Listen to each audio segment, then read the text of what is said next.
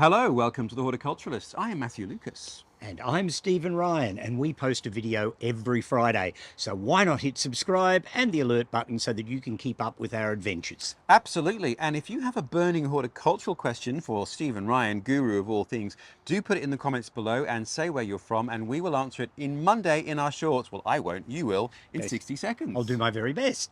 And today... We're already surrounded by some fabulous potted things, Steve. Yes, that's right. We are indeed. And so today we're back at Rorama Nursery at Lara near Geelong. Yep. It's obviously becoming one of our favourite places. It's always been one of mine. Yeah, and today we're going to talk about a particular group of plants. In fact, we're going to talk about a group of plants within a genus because we're going to talk about the genus Euphorbia, of which there are over 2,000 wild species that have been recognised so far. In fact, it's one of the world's biggest genera of plants.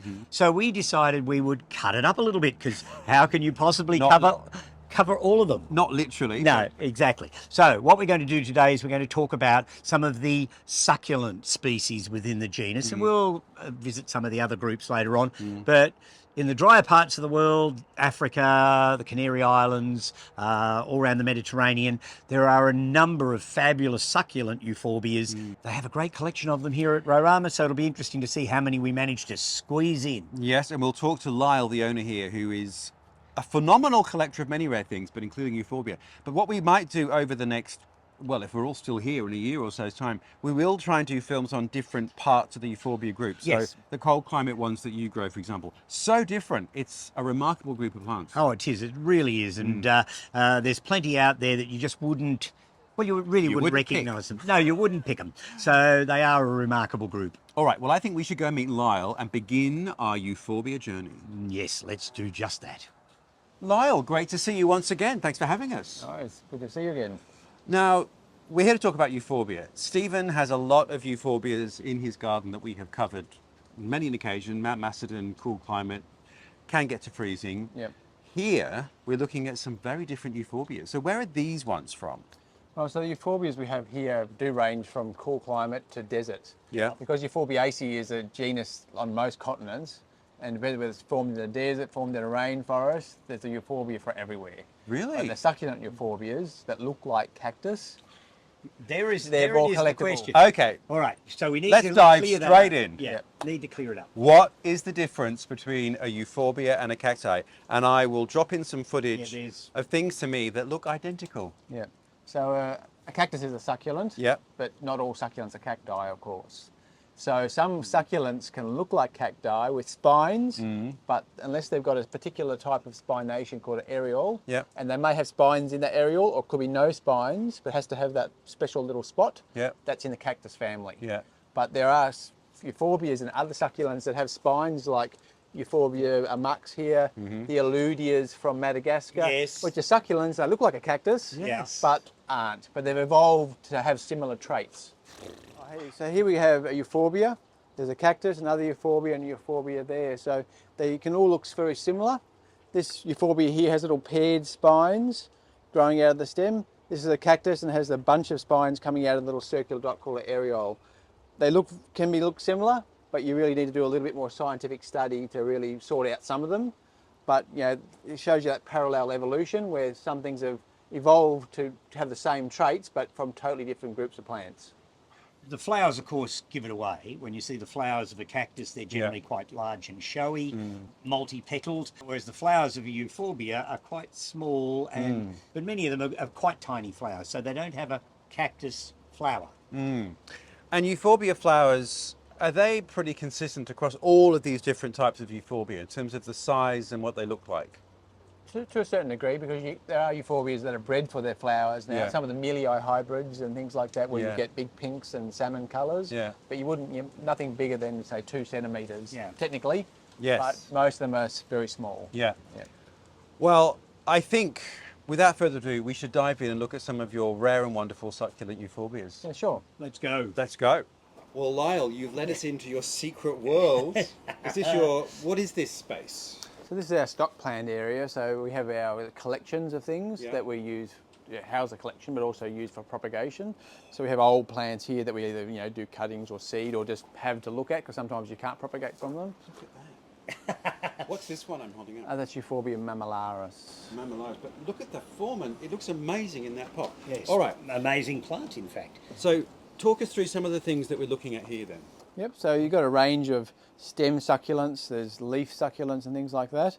There's even the cordex types. This is hamata, which Yeah. has like a trunk that you can use for bonsai. Goodness me. Wow. That is And it's in extraordinary. flower. And the flower right at the top there, Yeah, the see? greenish, Yes. Yeah. Not a plant one buys for its flower. masquerading as a green stem. Yes. Yeah.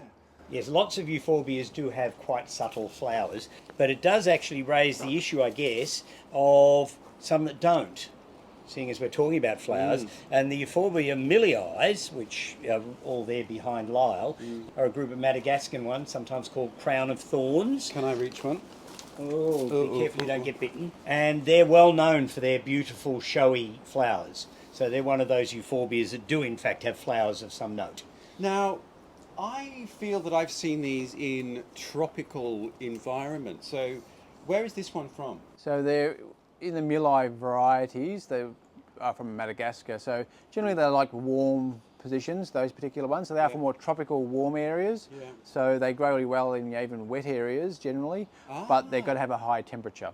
So they Right. can't drop down below, say, 15 degrees. Right, because I think one of the, I guess, defining characteristics of cactus perhaps generally is that they can't deal with humidity, but Euphorbias can. Yes, yeah. The ones that are adapted to the tropical environment. Yeah.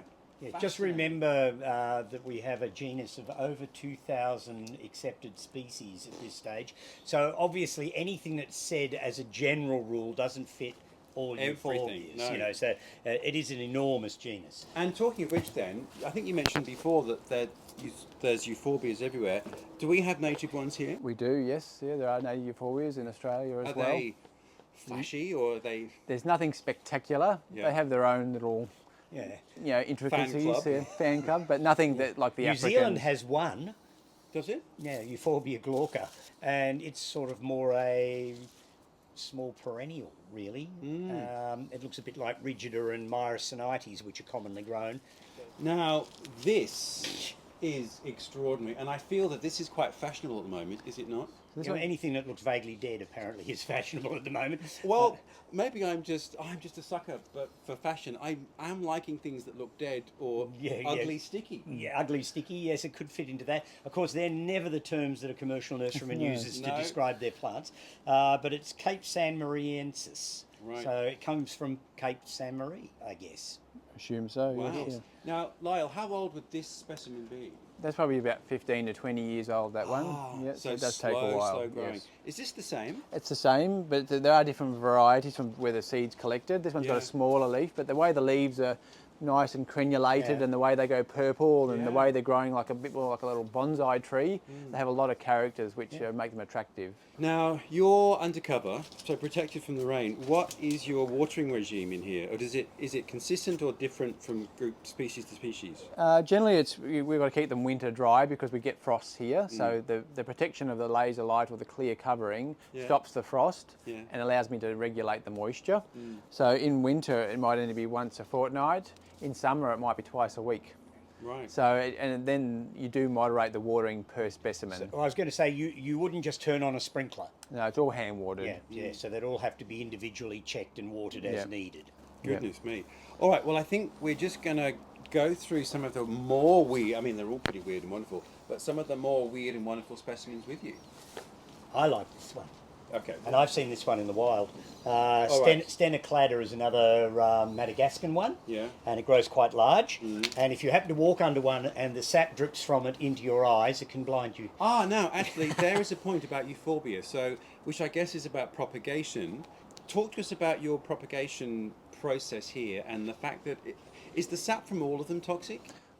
It's probably generally to say so, yes. Yeah. It's that white latexy Yeah, type it's stuff. very sticky. Yeah. So it's best to avoid contact with it with your skin. So when you're dealing with Euphobias, you probably should use gloves and glasses if you're doing cuttings, because when you cut, the sap can squirt out. Oh. So you should also use that. Yeah. But with Euphorbiaceae, normally you do it in the warmer months, and then you need to dry them out and treat them like a cactus, even though they're a succulent.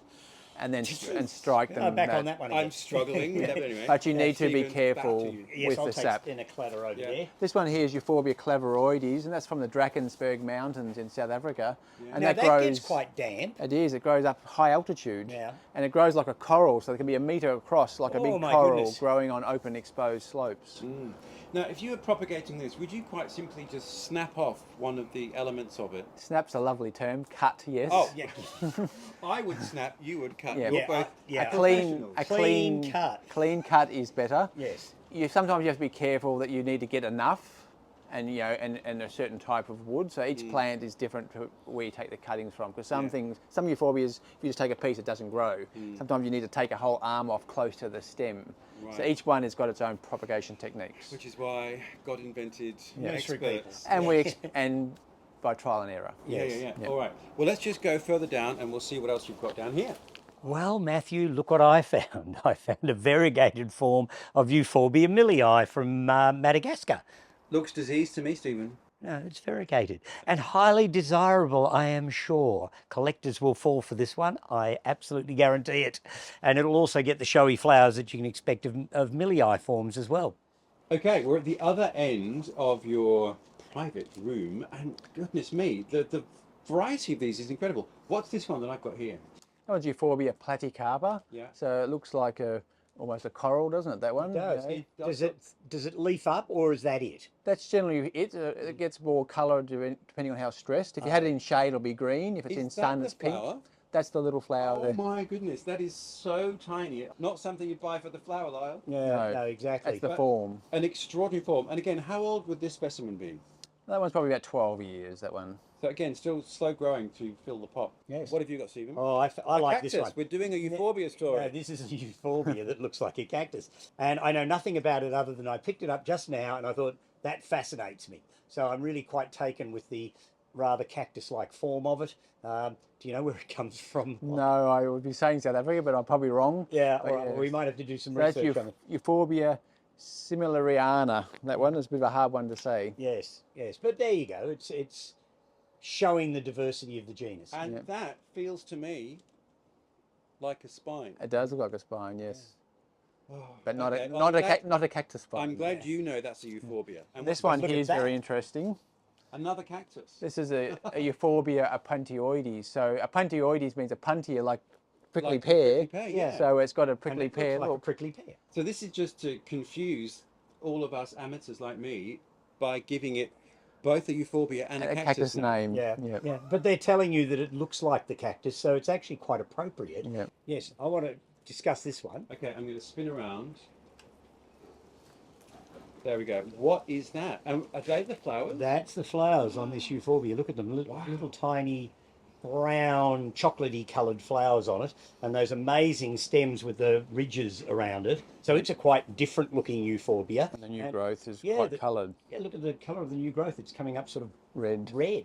So which one's that one? Sipolisii. The Polsii. Where's that from? Africa, I assume. Yeah. Could be anywhere. It could be from Ethiopia down to South Africa. But anyhow, and it's obviously a largish shrub one. So really, really interesting in form and shape. And it contrasts really well to some of those really cylindrical looking, seriously cacti looking species that are further back in there. They are really quite something. So what about New World Euphorbias then? So it seems that a lot of these that we've been looking at are Madagascan, Southern African. What do the New World Euphorbias look like? Not as succulent. They're more herbaceous, or things that you would have like in gardens, like Euphorbia wolfeni and the things that you could grow with your perennials. Right. So less evolved. Another story. Less evolved. Yes. Less evolved. Yes. Literally less evolved. Well, less specific, yes. Right. Well, Lyle, thank you once again for letting us into your private world of Euphorbias. No worries. Wairama Nursery is open 7 days a week, aren't you? Yes, yep. And you do have a website, but you don't really do e-com sales that much. No, very minimal. We mainly come into the store. Yeah. If you're after something specific, you can always email us, and if we have something, we might be able to grow it for you or propagate it for you if it's in our collection. Yeah. So we offer collectors avenues of getting things, but you may have to wait a little bit. Yeah. There you go. Good I'd things. recommend a visit though, because you'll go home with a plant you didn't know you needed, which Indeed. is the important bit. Well, I didn't know I needed Euphorbia, but Suddenly I you can't live do. without these Euphorbias. Well, thank you very much, Lyle, and I'm sure we'll see you again soon. Yes, no, thank you. We will. I think we need to bring a tent. So, Stephen, we're just wandering through Lyle's nursery from one Euphorbia to the next, and I guess just for context, this is kind of the more commonly grown perennial Garden Euphorbias. garden Euphorbia. Yeah, so Euphorbia caraceus, which is a subshrub or more or less perennially type. It has a subspecies Wolfenii. They both look fairly similar. In fact, I think they cross backwards and forwards, so who knows at the end what you might have. Yeah. And they're sort of subshrubs. You prune the dead flower spikes off them each year when they finish flowering, and they have new ones coming from the bottom. And like every good garden Euphorbia has a tendency to self-seed itself around a bit. And just hardiness-wise, then, this particular species. Yeah, the caraceus Wolfenii complex is grown throughout England and the colder parts of North America. They're quite hardy plants. They seem to be able to go through quite low temperatures. They need a little bit more irrigation, obviously, than the things we've been looking at today, all those sort of succulent Euphorbias from the really hot, dry areas, but they're pretty easygoing plants. Yeah. And we will revisit these, actually visit these properly in a full episode. Yes, exactly. So we'll look at some of those more sort of classical garden-oriented Euphorbias in due course. There you go. Watch this space.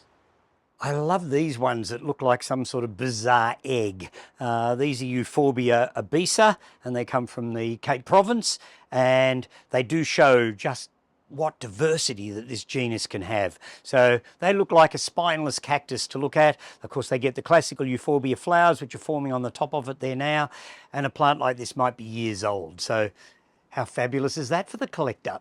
Oh, Stephen, I'm still not 100% sure I know the difference between a Euphorbia and a cactus from a distance.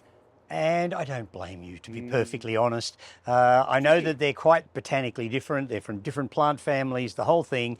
But it's interesting how plants can evolve with the same sorts of characteristics visually to, I guess, deal with the same circumstances under which they're growing. So that sort of co-evolving thing that happens, I think, is really part of the fascination of plants. Yeah.